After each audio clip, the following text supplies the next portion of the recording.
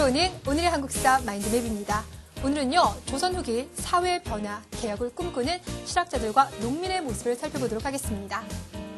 자, 우리 제자들은요, 첫 번째, 대표적인 실학자는 어떤 분들이 있고 그들은 어떤 주장을 얘기했었는지 기억하시면 됩니다. 자, 두 번째, 조선 후기에 일어난 농민봉기, 왜 일어났는지 그 발생 원인과 대표적인 농민봉기에 대해서 기억하시면 되겠습니다. 안녕하세요. 반갑습니다. 이금수입니다. 여러분들 강의가요 지금 30강을 넘어갔어요. 그쵸? 잘 쫓아오고 계신가요? 여러분께서 지금 이 강의를요 혼자 잘 챙겨 듣고 있다라면요 여러분은 정말 의지가 강한 제자들이에요. 선생님이 이제 조카만 본다 하더라도요 EBS 강의를 들을 때요 시험 기간 때 막 몰아서 들어요. 그리고는 평삭제는 이렇게 놀고 있다가 시험 기간 되면 또 몰아서 듣고 아이 진작 들을 걸 매번 후회하더라고요. 자, 그러다가 선생님이 이제 조카가 좋은 방법 하나를 터득을 했습니다. 가까운 친구랑 함께 듣는 거예요. 그래서 친구랑 들으면서 너 몇 강까지 들었어? 벌써? 이렇게 서로 견제하기도 하고요. 아니면 친구가 때로는 야, 너 왜 강의 안 들어? 라면서 챙겨주기도 하더라고요. 자, 우리 제자들도요 30강이 넘어가면서 혼자 달리기 좀 힘들 것 같아요. 그때 선생님에게 도움을 요청하는 것도 괜찮을 거고요. 아니면 친구들과 함께 강의를 들으면서 우리 역사 지식을 넓혀나가는 것도 괜찮은 방법이라고 생각을 합니다. 자, 그러면 오늘은 우리가요 어떤 주제를 공부할 것인가 봤더니 실학자와 농민봉기래요. 특히나 이 실학에 대한 이야기는요 정말 주제가 묵직하거든요. 칠판 이동해서요 첫 번째 주제로 이야기해 보도록 하겠습니다.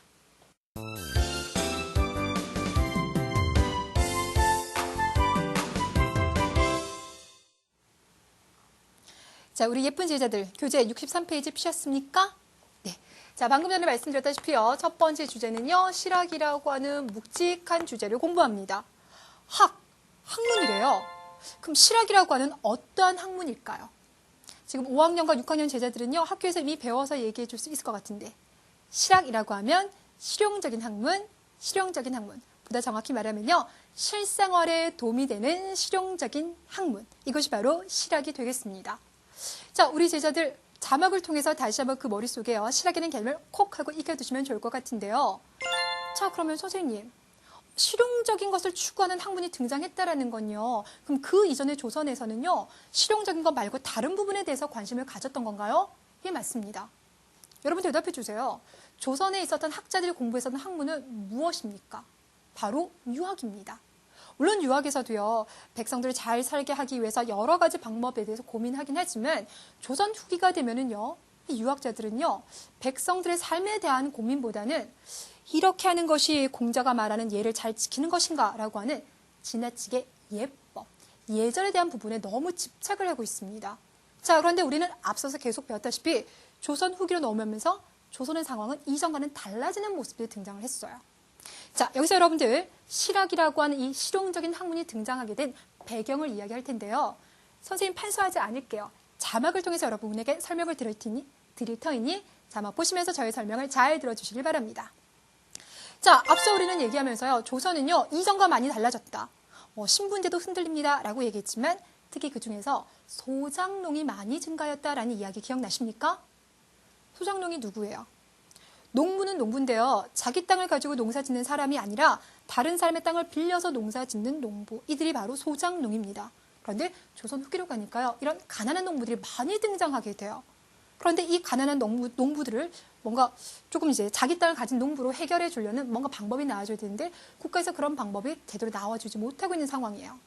거기에다가 백성들 세금 내는 문제 너무 힘들다고 했었죠. 특히 국가에서요.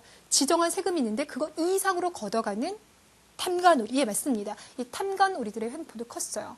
하지만 나라에서 정치를 하고 있었던 양반 관리들은요. 공자가 말하는 그 예법 문제에 지나치게 빠져 있는 거예요. 그래서 어떤 경우가 있었냐면요. 왕비가 이제 돌아가신 거예요. 이때 대왕 대비가 살아 있었는데요. 대왕 대비는 그러면 1년 상복을 입는 게 나을까? 아니야, 9개월 입는 게 나을까? 이런 문제로 서로 막 싸워요. 그러다가 만약에 한쪽의 의견이 반영되었잖아요. 그럼 다른 의견을 주장한 양반 관리들을 귀양 보내거나 죽이거나 되셨을까요? 결국 말하자면 유학이라고 하는 것이 조선 후기에 발생하는 여러 가지 문제를 해결해 주기에는 그 한계가 있더라 이겁니다. 자, 그래서 이제 학자들이 우리 너무 이제 유학 얘기하지 말고 실생활에 도움되는 학문을 공부하자라는 생각을 하게 되는 겁니다. 자, 그렇다면 여러분들은 어떤 분들이 그럼 이런 생각을 하게 되었는지 궁금하시죠? 제가 모두 6분의 이름을 알려드릴 텐데요. 우리 제자들은 아직 그분들의 이름이 대단히 낯설 것 같아요. 자, 그래서 이름을 함께 따라해 주세요. 유형원, 이익. 유형원, 이익. 자, 그리고 정약용의 이름은 알고 있죠, 그쵸? 자, 그리고 박지원의 이름도 들어보셨을 거고요. 박재가의 이름도 들어봤습니다. 그렇다면 혹시 홍대용의 이름은 들어보셨을까요? 아닌가요? 유형원, 이익, 정약용, 박지원, 박재가, 홍대용. 이 6분이 여러분이 기억하실 실학자가 되겠습니다. 자, 우리는 지금부터 그분들이 어떤 생각을 했는지 하나하나 살펴볼 텐데요. 이분들을 크게 보면요, 2개의 그룹으로 나눠볼 수가 있습니다. 자, 먼저 첫 번째, 유형원에서부터 정약용까지를 볼게요. 이분들은 공통점이 있어요. 정약용 선생처럼요, 본인 대에 유배를 간 경우도 있고요. 아니면 여기 위에 있는 분들처럼 그분들의 아버지라든지 그 위에는 조상들 때에 뭔가 정치 싸움에서 져가지고 유배를 간 경우. 그래서 이 당시에 하나같이 조금 생활이 어려워진, 그리고 중앙정치에 나가지 못하고, 중앙정치라고 하면요, 임금이 있는 한양에서 정치하지 못하고 고향에 내려와서 학문 연구를 했었던 그런 분들이 있습니다. 이 세 분은 바로 그런 공통점을 가지고 있어요.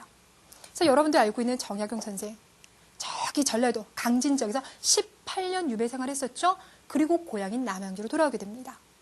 이분들이 이제 머무르고 있었던 이들 지역은 농촌이다 보니까요, 아무래도 주변에서 농부들을 볼 기회가 상당히 많아요. 또 아까도 말했다시피 조선의 농촌에서는 부유해지는 갑돌이 같은 농부도 등장하지만 가난해진 소작농이 상당히 많이 등장합니다. 그러다 보니 자연스럽게 그들은 저 가난한 농민들의 문제를 어떻게 해결할지 관심을 안 가질 수가 없어요. 자, 그래서 우리는 농업 문제, 특히나 토지 문제에 대해서 관심을 많이 가졌다라고 해서 이분들을 묶어서 바로 뭐라고 하냐면 중농학파라고 불러줘요. 농업 문제에 대해서 관심이 많았었던 실학자. 그래서 그들은요, 방법은 조금씩 다르지만 공통점이 있어요. 이렇게 지금 가난한 이 백성들의 문제를 해결하는 건 다른 거 없다. 토지 제도를 바꿔서 그들에게 토지를 나눠주는 방법밖에 없다라고 주장을 합니다. 정리하면 토지 제도의 무엇을? 개혁을 주장했다라고 할 수 있겠죠. 자, 그렇다면 일단 우선 우리는 유형원부터 보도록 하겠습니다. 유형원이요, 쓴 책이 있어요. 책이 바로 뭐냐면 그의 호를 떼서 반개수록인데요. 자, 그 반개수록을 읽어보면 유형원이 토지 빨리 개선해야 되겠다라는 의지를 보이고 있다는 거 확인해 볼 수가 있어요. 그런데 이렇게만 말하면 안 되겠죠? 실제로 어떤 내용이 있는지 읽어보도록 하겠습니다. 자, 유형원의 반개수록 읽어봤더니 토지 제도가 바르지 않으면 백성의 생활이 안정되지 않고 나라의 제도 또한 공정함을 잃게 되어 풍속까지 혼란스러워진다. 자, 생각해보면 조선에서 가장 많은 사람들이 농부 아니겠습니까? 그들이 어려워지면 국가가 흔들리는 건 당연할 겁니다. 자, 이는 토지가 나라의 근본이기 때문이다. 근본을 바로 세우지 않고서는 군주가 바른 정치를 하고자 해도 뜻을 이루기가 어렵다라고 나왔습니다. 계속 볼까요? 자, 그런데 부자들은 한없이 넓은 토지를 가지고 있고 가난한 사람은 송곳 꽂을 땅도 없답니다. 거짓말 아니에요. 자, 따라서 부유한 자는 더욱 부유해지고 가난한 자는 더욱 가난해졌다라는 문제를 지적하고 있습니다. 자, 그래서 유형원 선생님 그러면 어떤 방식의 이제 토지제도 개혁을 주장했냐면 그냥 들어만 보세요. 초급에서 물어보는 거 아닙니다. 선비든 평민이든 그 직업을 나눠가지고요, 직업에 맞게끔 똑같이 토지를 나눠주자라고 주장을 하였습니다. 자, 유형원이 이런 주장을 했고요. 이익은 그러면 유형원과는 또 조금 다른 주장을 하게 됩니다. 토지를 나눠주기는 하는데요. 사람들이 아무래도 토지를 나눠주고 나면 상황에 따라서 토지를 사고 팔잖아요. 그런데 계속 팔다 보면 결국 내 토지가 또 없어졌어, 이런 문제가 발생하죠. 그래서 이익 같은 경우는 토지를 나눠주긴 하는데 어느 정도 수준 밑으로는 토지를 팔지 못하게. 그러니까 가령 예를 들어서 4명의 식구가 살기 위해서 5마지기의 논이 필요하다 그러면 그 5마지기의 논을 절대로 팔 수 없게끔 만들어주자라고 주장을 하였습니다. 쓰지 않죠, 그렇죠? 초급에서는요, 그걸 달달 외우고요, 더 심오하게 들어가는 부분이 아니라 선생님이 여러분 궁금할까봐 이야기만 해주는 겁니다. 자, 그런 토지 개혁을 주장을 해요. 뿐만 아니라 이익 같은 경우는 그가 이제 오랜 세월 살아오면서 조선에서는 이런 게 문제구나, 이런 게 문제구나, 이걸 이렇게 고치면 너무 좋겠다라는 생각을 해오게 되겠죠. 그래서 그의 만료쯤 갔을 때 이런 생각을 모아서요. 책을 편찬하게 되는데 이것이 바로 뭐냐면 성호사설이라는 책입니다. 그래서 이 책을 읽어보면 그가 바꾸고자 하는 조선의 모습을 우리가 엿볼 수가 있습니다. 자, 정약용 선생은요. 어떤 식의 토지개혁을 주장을 했냐면요. 마을마다 토지를 줘서요. 마을 사람들이 같이 생산하고 또 일한 만큼 나눠 가지는 그런 방식을 주장을 했어요. 뿐만 아니라 이분은요. 유배 생활 이후에도 엄청나게 책을 많이 써요. 500여 권에 이르는 책을 쓰는데 그중에서 여러분들이 꼭 기억하실 책이 뭐가 있냐면 경세유표라는 책이 있어요. 나라를 잘 다스리기 위해서 중앙정치는 이러했으면 좋겠다라고 하는 의견을 적은 책. 그 책뿐만 아니라 유배 생활을 하면서 지방 그 관리들이 백성들을 어떻게 통치하는지 잘 봤죠. 그렇죠? 그래서 지방 관리는 백성들을 이러한 마음으로 통치했으면 좋겠다라는 글도 실었습니다. 자, 이것이 담겨져 있는 책이 바로 뭐라고요? 목민심서. 되셨나요? 우리 제자들에게 좀 더 많이 알려주고 싶긴 하지만 너무 깊게 들어가면 조금 어려운 부분도 있고요. 초급에서는 이런 분들의 공통적인 주장과 그들의 대표적인 책이 무엇인지를 잘 물어보니까 여기까지 설명을 드릴게요. 그럼 선생님, 이 부분은 외워야 되나요? 이 외우셔야 돼요. 시험에서 보니까요. 워낙 어느 분이 어떤 책을 썼는지 정말 잘 나오더라고요. 꼭 기억해 두시기 바랍니다. 다시 한번 확인할게요. 유형원은 반개수로, 이익은 성호사설, 정약용은 경세유표랑 목민심서를 썼습니다. 됐나요? 자, 이번에는요. 두 번째에 있는 분들에 대한 이야기 할게요. 이분들이요. 주로 이제 농촌에서 살았다면 이분들의 공통점은요. 한양에서 살았어요. 한양에는 많은 사람들이 있죠. 그렇죠? 특히나 뭐 물건을 파는 사람들, 만드는 사람들, 정말 많은 사람들이 있는 도시가 됐습니다.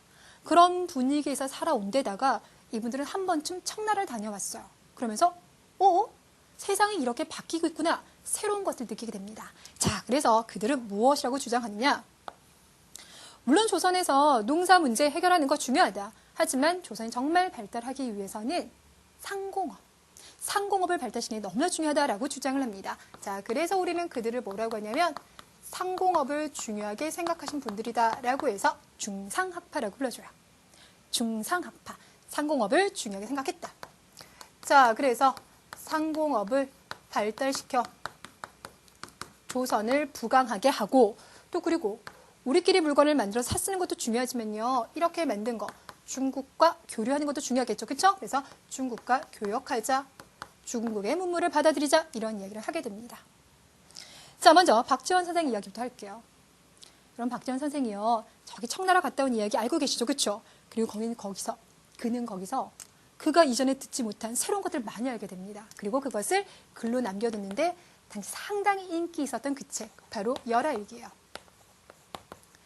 자, 이 열하일기가요. 당시 양반을 비롯한 많은 민중들이 읽게 되었는데요. 이 이야기를 봤더니요. 어떤 신기로운 좀 재미있는 이야기가 있냐면 청나라에 가봤더니 당시 청나라는요. 물건을 만들고 사고 파는 행위들이 상당히 많이 발달된 거예요. 조선 같은 경우는 조선 후기에 상공업이 발달하고 있다고는 했지만 아직은 조금 걸음마 단계였거든요. 근데 청나라에 가봤더니 그렇게 만든 물건을 전국에 빨리빨리 쉽게 말하면 배송을 해야 되잖아요. 운반을 해야 되잖아요. 그러기 위해서 수레나 선박을 상당히 많이 이용하고 있었다는 거예요. 그래서 나중에 박지원이 주장합니다. 우리도 있잖아. 조선은 그렇게 넓지도 않은 나라이니 수레와 선박을 이용하면 전국에 있는 물건들을 잘 교류하면서 경제가 발달할 수 있을 거야. 이런 얘기를 해요. 그 부분은요. 이런 주장을 강조했던 부분도 있지만 또 어떤 부분이 있냐면 박지원 선생 같은 경우는 우리 앞서서 양반전이라는 책을 썼잖아요. 양반전에서 양반들이 가지고 있는 허세, 무능함 이런 것도 비꼬기도 하였습니다. 자, 박지원 선생의 제작격에 해당하는 사람이 누가 있냐면 박제가라는 선생이 있는데요. 이 사람이 쓴 책으로 유명한 게요. 북학의라는 책이 있어요. 특히 이 북학의에 담겨있는 내용은요. 우리가 꼭 한번 읽어봐야 되는 내용이거든요. 옆으로 가서 확인 한번 해보도록 할게요. 자, 재물은 샘과 같은 것이다. 샘이라고 하면 우물입니다, 여러분들. 여러분 우물 보신 적 있죠? 그렇죠? 이 우물에 물이 고여 있는데요. 그 물을 퍼다 쓴다라고 해서 우물이 말라버립니까? 아니요. 우리가 우물에 있는 물을 퍼다 써도요. 새로운 물은 뽕뽕뽕 하고 계속 올라옵니다. 퍼서 쓰면 차고 버려두면 말라버린다. 이와 마찬가지로 비단 옷을 입지 않으면 비단 자는 사람이 없어지고 쭈그러진 그릇만 계속 사용하다 보면 좋은 그릇을 찾지 않으면 기술이 없어지게 된다. 결국 농업도 쇠퇴하고 양반, 농민, 수공업자, 상인 모두가 가난하게 된다. 그러니 뭘 하자? 그렇죠. 상공업을 발달시키자라는 이야기를 해요. 특히나요. 유학에선 그런 얘기를 해요. 유학에서는 너무 사치스러운 생활을 하면 오히려 그것이 이제 나라를 멸망하게 하는 길이다라고 해서 절약을 강조하는데 아까 봤다시피 너무 오래된 그릇만 계속 쓰게 되면 그릇 장수가 등장할 수가 없고 옷도 안 사 입으면 그것도 안 돼. 그러니 적절하게 무엇을 하는 것이 물건을 사 쓰는 것이 경제는 더 도움이 된다라는 이야기를 합니다. 자, 이번에는 홍대용 선생을 볼게요. 여러분 홍대용 선생이 쓴 책이요. 의산문답이라는 책이 있어요. 묻고 답하는 책이라고 해서 이제 의산문답인데요. 이 책의 내용을 봤더니요. 이분은요. 과학자였던 거예요. 조선 후기 실학자들 중에서 특히나 과학 문제에 상당히 관심을 많이 가졌던 분이 바로 홍대용인데 이 선생이 그 당시 뭐라고 주장했는지 아세요? 얘들아, 너희들은 조선이 하루에 한 바퀴씩 빠르게 돌고 있는 거 알고 있니? 이런 얘기를 해요. 이게 뭡니까, 여러분들? 지구는 가만히 있는 것이 아니라 돌고 있다. 우리는 이것을 지동설이라고 하죠. 그렇죠? 당시 조선 사람들에게요. 이 지동설은요. 엄청나게 파격적인 주장이었어요. 정말 충격이었죠. 그렇죠? 하지만 그는 청나라에서 새로운 소식들을 접하면서 이 지동설을 이제 주장하기도 합니다. 뿐만 아니라 그의 파격적인 주장은 계속 이어져 가요. 그는 뭐라고 하냐면 양반이다, 평민이다, 사람 가려서 이렇게 쓰지 말고 다 같이 교육하고 난 다음에 똑똑한 사람이 있다라면 신분을 가리지 말고 쓰자라는 이야기도 합니다. 그 뭔가 하나같이 나오는 이야기들이 그 전에 조선의 유학자들, 선비들이 했던 이야기는 다르죠. 그렇죠? 맞아요. 여러분들은 그 다른 이야기가 무엇인지도 기억해야 되지만 아까와 마찬가지입니다. 이분들이 그렇죠? 써낸 책의 이름을 꼭 기억하셔야만 됩니다. 다시 한번 확인할게요. 박지원은 열하익, 박재간은 북학의, 홍대용은 의산문답을 통해서요. 새로운 조선 사회를 꿈꿨더라입니다. 되셨나요? 이 부분은 제가요. 워낙 중요하다고 했으니까요. 오랜만에 별표 하나 치고요. 잠깐 옆으로 이동하겠습니다. 자, 어떤 이야기를 하려고 하냐면요. 아까 저 실학은요. 조선에서 발생하고 있는 농민들의 문제, 상공업의 문제, 우리 문제에 대해서 관심을 가졌죠. 근데 이런 흐름이요. 계속 이어지다 보면 우리 땅, 우리 역사, 우리 말에 대한 관심으로 확대가 돼요. 그래서 조선 후기로 가면서 우리 것에 대한 연구가 이루어지는데요. 이때 나라 국자를 써가지고요. 이것을 바로 국학이라고 불러줍니다. 자, 그럼 지금부터 이제 어떤 분들이 우리 것에 대해서 연구를 했는지 한 분 한 분 살펴볼 텐데 먼저 첫 번째 유득공. 이분이 쓴 책이 발해고라는 책이 있어요. 이름에서 이미 답 나왔습니다. 어느 나라 역사. 그렇죠. 발해 역사를 정리하고 있는 것 이것이 바로 발해고가 돼요. 그래서 여기서 이런 얘기를 해요. 발해는 저기 고구려 후손들이 세운 나라야. 그러니 발해와 통일신라는 우리의 역사이다. 앞으로는 통일신라만 보지 말고 동시에 같이 봐서 남북국이라고 부르자. 남쪽과 북쪽에 나라가 있다. 남북국이라고 부르자라고 최초로 주장하신 분이 바로 이분이에요. 자, 그 다음에 또 어떤 분이냐면 유희라는 분이 있어요. 이분은 지금으로 말하면 이제 한글학자입니다. 그래서 한글은 이렇게 사용되어져야 되고 이러이러한 뜻을 가지고 에 대해서 글을 썼습니다. 이것이 바로 언문지라고 하는 책이에요.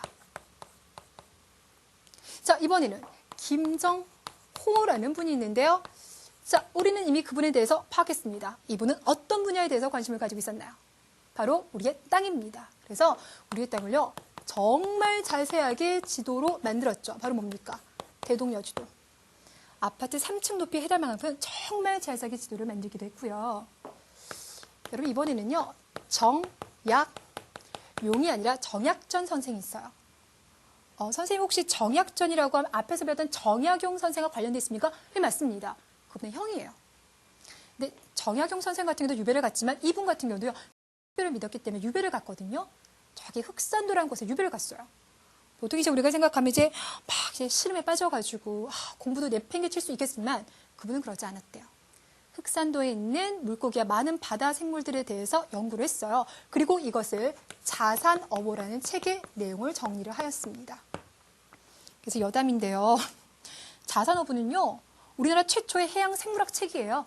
그러니까 어떤 물고기들과 어떤 바다 생물들이 있는지 우리에게 알려주는 것. 근데 요즘에는 횟집에 간판으로 좀 많이 나오더라고요.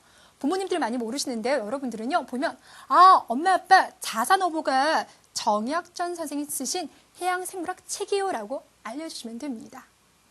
자, 이런 모습들 여기다가 하나만 좀 더 해볼까요? 우리 이 시기 때 우리 역사도 나왔고 말도 나왔고 땅도 나왔죠. 그쵸? 그리고 우리의 산에 대한 모습들. 자, 여러분들 이때요. 신경준 선생이 있는데요. 혹시 여러분 백두대간이라 들어봤어요? 이것을 정리했습니다. 산경표를 정리를 딱 했어요. 자, 바로 이런 것들 중국이 아니라 우리 것에 대한 관심을 가졌다. 묶어서 뭐라고 불러준다고요? 국학이라고 불러줍니다. 정말 실학은 설명할 게 많았죠. 그렇죠? 20분이라고 하는 아주 긴 시간 동안 설명을 했는데요. 자, 이렇게 해서 여러분들 일단 첫 번째 주제 마무리할게요. 너무 많은 내용을 배워서요. 머리가 복잡할 것 같은데 마인드맵을 통해서요. 어떤 내용이 있었는지 다시 한번 확인을 하고요. 그리고 난 다음에 두 번째 주제로 넘어가 보도록 하겠습니다.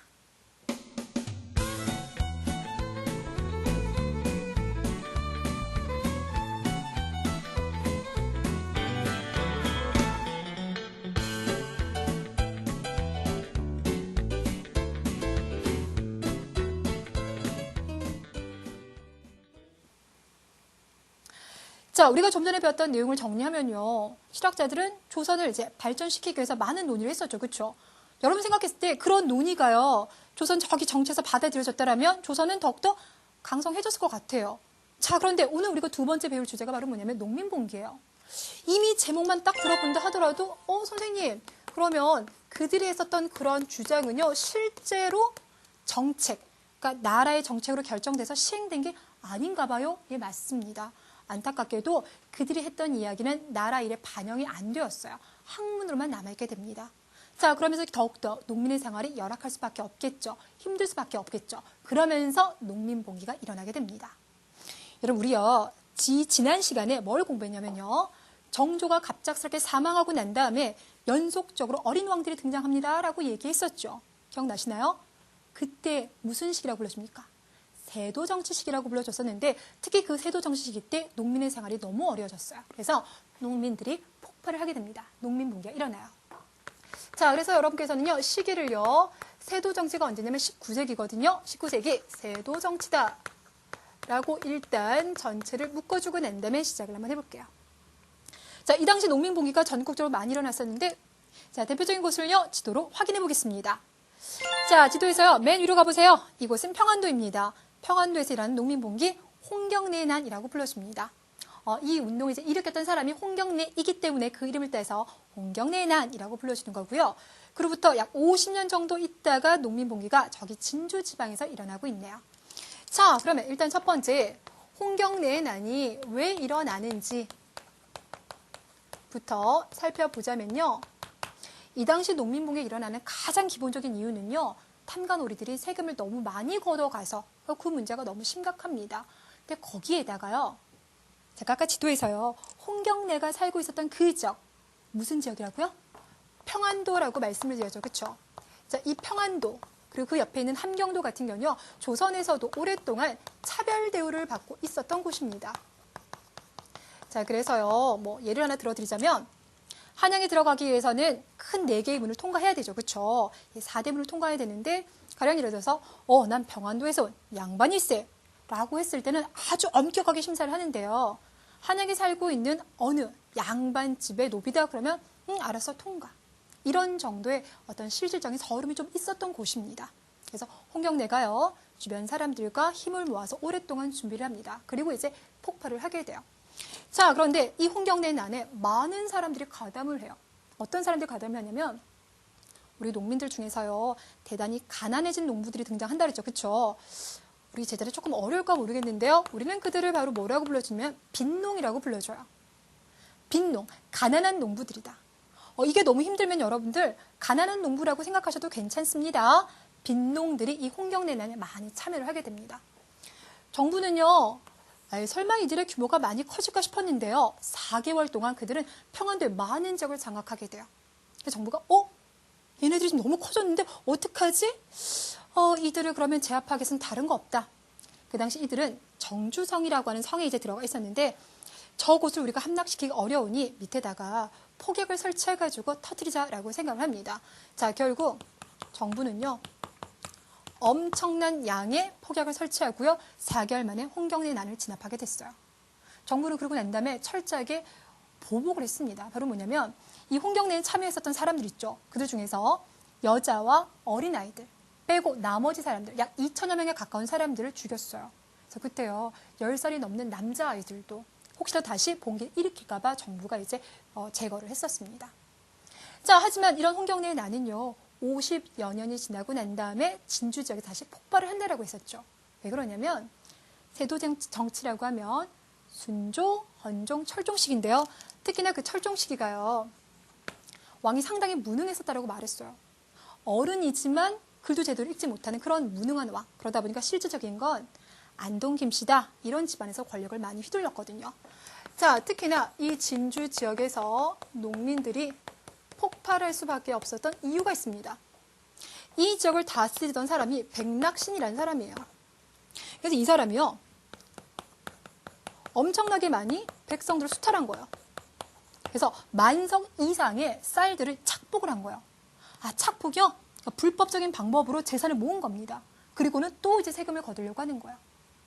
진주역 농민들이 가만히 있지 않겠죠. 그래서 그들은 머리에 하얀 띠를 두릅니다. 머리에 하얀 띠를 두르고 난 다음에 곡괭이, 몽둥 이런 걸 들고 이제 관으로 막 가게 돼요. 이때 그 농민 봉기를 이끌었던 사람이 누구냐면 유계춘이라고 하는 사람이에요. 이 사람의 신분이 바로 뭐냐면 몰락 양반이에요.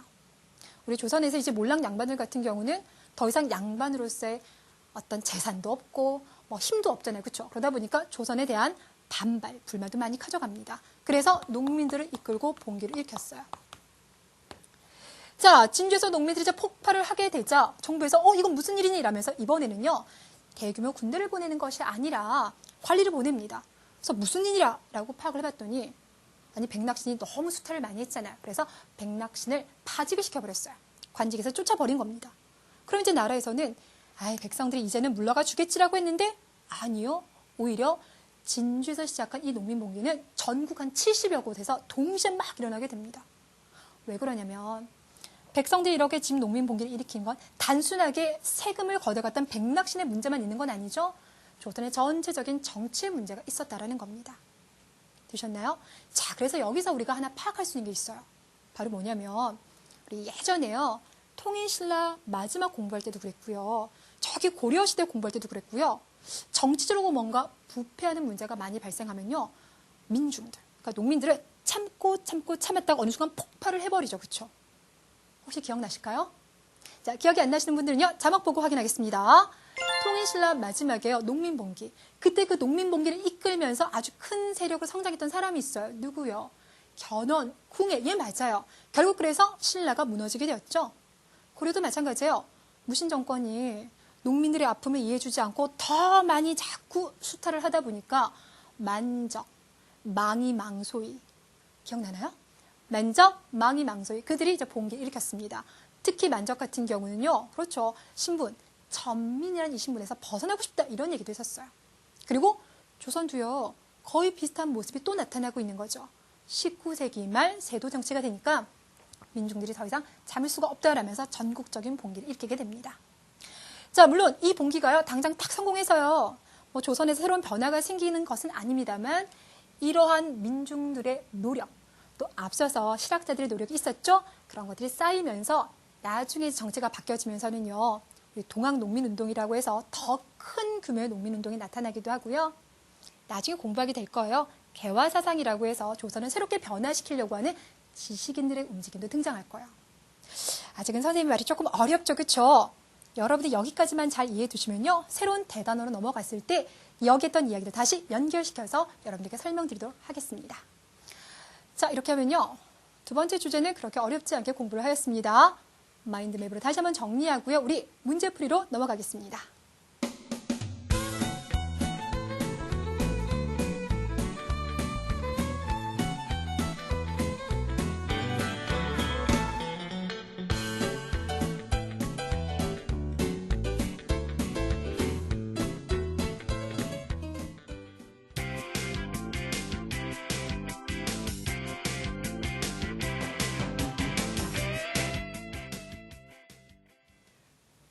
자, 인물과 관련된 업적을 바르게 연결하시오라고 했습니다. 자, 오른쪽에 보이고 있는 건요. 실학자들이 편찬했던 책이 나왔습니다.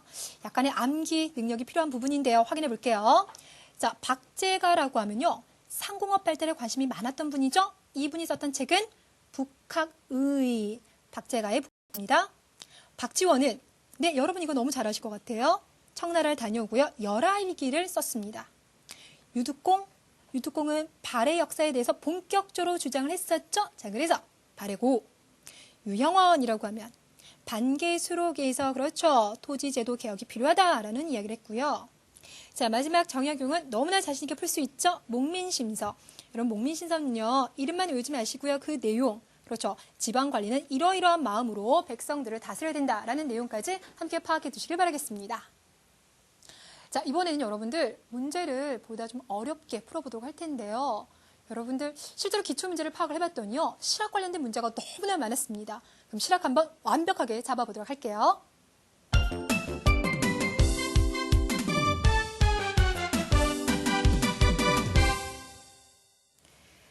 자, 한국사 능력 검정시험 6회 17번에 나왔던 문제입니다.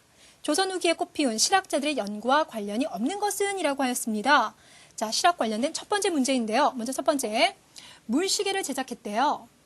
여러분 한눈에도요. 선생님, 물시계라고 하면 자경루 하면 장영실, 세종대왕식이잖아요. 답이 금방 보이십니까? 자, 답은 1번이고요. 하지만 나머지 것들 보겠습니다. 토지 제도 연구했었죠. 상공업 발달시켜야 된다 얘기했었죠. 발해 역사 연구했습니다. 누구라고요? 유득공. 자, 첫 번째 문제에서는요. 실학에 대한 전체적인 틀을 한번 물어봤습니다. 이번에는 두 번째 문제 볼게요. 자, 다음은 조선 후기 학자들의 가상 토론입니다. 이들이 이룩한 학문의 특징은? 이라고 했는데요.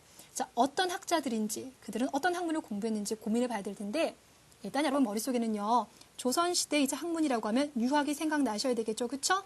자, 그리고 또 하나 오늘 배웠던 실학이 생각나셔야 되는데, 자, 그렇다면 보기를 한번 보겠습니다. 실제 생활에 도움이 되는 학문이라고 했습니다. 생활에 도움이 된다. 실용적이죠. 그러니 실학. 가난한 백성의 생활이 더 어려워졌어. 뭔가 해결책이 나와줘야 돼. 실학. 유교의 이론과 예법만 너무 따지지 마. 그래서 나라가 부강해지기 어려워. 맞아. 서양의 좋은 기술도 받아들여야 돼. 특히나 청나라와의 교류 주장을 하고 있습니다. 자, 여기서는 지금 실질적인 도움이 되는 학문을 얘기하고 있고요. 그리고 그림 속에 보이는 학자들의 모습을 봤더니 옷들이 좀 전반적으로 허름하고 있죠. 그렇죠? 관직에서 물러나 있는 경우 모습을 보고 있습니다. 자, 먼저 첫 번째 갈게요. 종교를 통해서 나라를 발전시키려고 하였습니다. 라고 했는데요. 종교보다는 실학이라고 하는 학문, 이를 통해서 구체적인 방법에는 뭐가 있을까를 논의했던 거죠. 두 번째, 엄격한 신분 제도를 유지해야 된다고 주장하였다라고 했는데요. 오늘 우리가 당장 이야기를 한 건 아닙니다만 박지원 선생이 썼던 양반전 기억나십니까? 거기 봤더니 무능한 양반. 결국요. 곡식을 갚지 못해가지고요. 족보를 팔았잖아요. 그런 얘기하면서 박지원은 뭡니까? 양반을 비판하고 있는 겁니다. 유지가 아니라 폐지에 대한 쪽으로 이어져야 돼요. 틀렸고요. 3번. 백성의 생활에 도움을 주는 실용적인 측면. 맞죠? 답은 1에서 3번. 4번에서요. 나라를 발전시키기 위해서는 일본으로 유학생을 많이 보내야 된다라고 했는데요. 자, 이런 이야기는 언제 등장할 거냐면 우리가 1876년 아직 공부 안 했어요. 이때 조선과 일본이요. 강화도 조약을 체결하고 난 다음에 여러 가지 교류를 시작하는데 일본이 이 당시 아시아에 상당히 많이 발달을 하게 됩니다. 그래서 그 이후에 나오는 이야기들이에요. 아직은 아닙니다. 답은 그래서 3번입니다. 자, 이번에는요. 10회 18번에 나온 문제인데요. 다음 일기의 밑줄 그은 내용과 관련된 자료로 옳지 않은 것이라고 했습니다. 자, 어떤 일기 내용이 있을까요? 요즘 정치는 문란해지고 백성들의 생활은 날로 어려워지고 있다. 그런데도 학자들은 여전히 상복을 얼마나 입어야 되니? 라고 하는 예법 문제만 싸우고 있다. 백성들의 실제 생활에 도움을 주지 못하는 학문이 과연 진정한 학문이라고 할 수 있을까? 결국 뭡니까? 실제 생활에 도움을 주는 학문을 연구하겠다라는 이야기를 하고 있죠.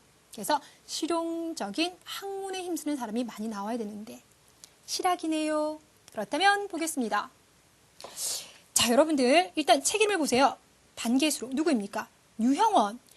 토지 제도를 바로잡지 않으면 백성의 생활은 영원히 안정될 수 없다. 그러니 토지 제도를 개혁하자라는 이야기하고 있죠. 맞네요. 두 번째, 동경대전이 나왔는데요. 여러분 이번 시간에 못 들어봤죠? 바로 다음 시간에 들어보게 될 겁니다. 동학과 관련된 책인데요. 우리 세상은 너무 혼란합니다. 나라를 다스리는 사람들이 자신의 욕심만 채우고 있습니다. 라면서 동학에 대한 내용을 담고 있는데요. 이것은 실학과는 상관이 없죠. 답은 그래서 2번. 이 부분은 조금만 기다려주세요. 3번, 재물은 우물과 같아요. 그래서 계속 퍼쓰면 오히려 재물이 더 늘어납니다. 라고 박제가가 북학의에서 말하고 있어요. 뺏는 거고요. 목민심서 너무나 자신있게 풀 수 있죠. 그쵸? 정약용 선생이 말하고 있습니다. 지방관리들은 이러이러한 마음으로 백성을 다스려라. 그러니 답은 2번입니다. 자, 이번에는요. OX 퀴즈 문제이고요. 정답 표시로 옳은 것은이라고 했는데요. 보기 볼까요? 통일신라 시대 때는요. 관직 진출에 있어서 신분, 능력 중에서 뭘 봤어요? 신분 봤죠. 그쵸? 가령 예를 들어서 진골이면 최고의 자리까지 올라갈 수 있고 육두 부분 아무리 뛰어난다 하더라도 높은 자리 못 갔었잖아요. 그러니 이 부분은 틀렸습니다.